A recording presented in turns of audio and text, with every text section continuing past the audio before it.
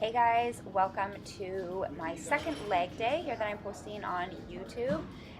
As I mentioned in my last upper body day, I have been moving into more of a hypertrophy, so meaning a muscle growth phase where I'm doing 8 to 12 reps of my more like compound movements instead of what I was doing before. It was more like 3 to 5. Then I am also doing trisets for the next 3 weeks just to increase a bit of caloric burn and really get the blood flowing in the muscles, and it's been feeling really good. So I've been starting out with barbell back squats. I do a low bar position, so that I did 8 to 12 reps of that. Then I just grabbed a 25-pound weight plate just because it was close by, and I'm just kind of doing squat pulses here. So definitely not getting the full range, but really just keeping the burn for me in my glutes. That's my area I want to grow, and I don't need to grow my quads anymore. So especially when I'm doing anything that's higher up in burnout, I focus on just getting that glute squeeze. So whatever really works for you and what muscles you want to grow, but that's how I do those pulse outs. Then I just came to the ground with that same weight plate and did glute threat glute threat thrust pulses. That's a tough one. Where I'm just not going through the full range. Again, just getting that booty to burn up at the top. And you'll notice at the end here, I'm gonna hold and just externally rotate my knees outwards and to just get a little bit more of a burn there. You always want to keep your lower ribs tucked in and squeeze your glutes forward in these to really activate the glutes and make sure you have a nice solid connection with your heels.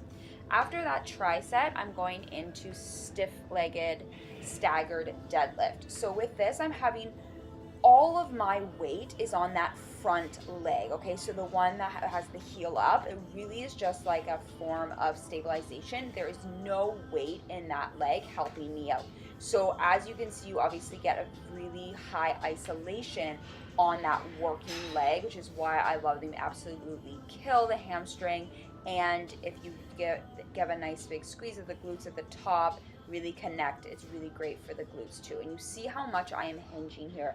That's one thing my clients struggle with the most, is really getting that hinge. So make sure you're pushing that butt back, getting that hinge, maintaining that neutral back the entire time.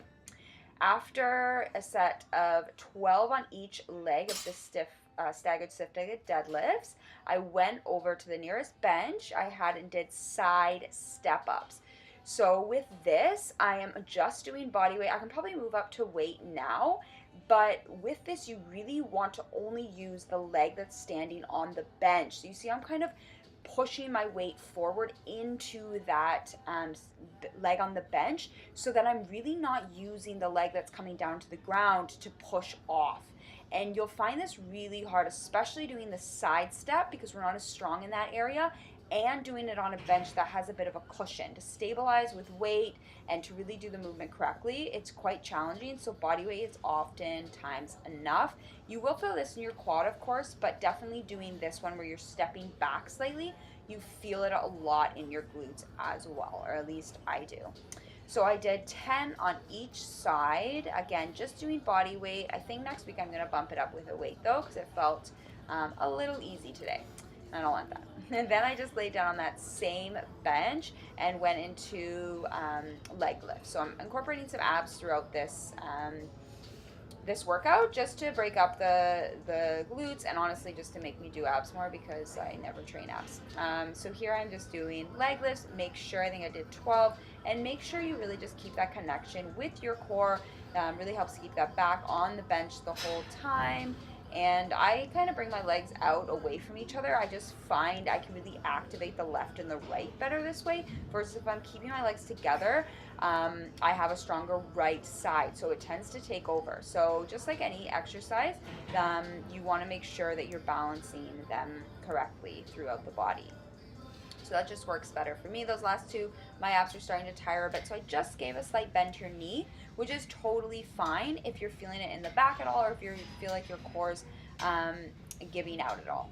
Then I came into the cable machine, and I'm doing these cable pull-throughs. I know these look super awkward, and I had a client do them the other day, and she's like, what the heck? But these are so amazing, especially at the end for like a bit higher rep, to really load the weight on and get that really good glute pump, and just it's a nice form of a glute extension that I like to add in, because you keep that tension on the glutes the whole time with the cable, so it's really nice.